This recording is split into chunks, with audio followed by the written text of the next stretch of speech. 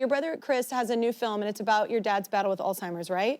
So this is a thing that a lot of families battle with. Your family is so much in the public eye, you know, you're so prominent that it's very cool that y'all are being open about this, because it's not an easy subject for families that are going through it. How has this ride been for y'all?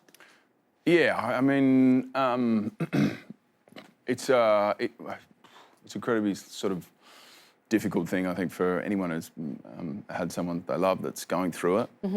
What was really interesting for me personally was I saw things, and I saw my dad talk about things that I don't think he necessarily would have spoken about with me. I don't think we would have had those conversations, and it was really nice to, I think, put Chris in a room with Dad and, you know, and hear him talk about his feelings and, you know, not wanting to be a burden and not wanting, you know, this, you know. That's one of the big conversations. It's kind of hard, it's hard for me to talk about, but I think it's really insightful, and it also, I think, is really educational and shows a lot of things that you can do for people that are going through Alzheimer's, and things that you can do to help prevent that.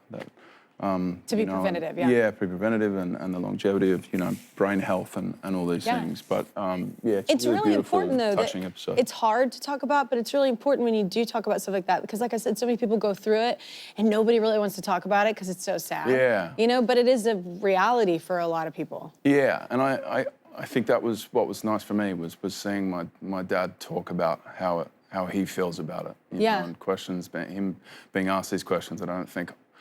It's hard for you to ask your dad those sort of things and have that kind of conversation, but it was really beautiful, and I think it's just a really a nice look into sort of things that people can do if they're experiencing.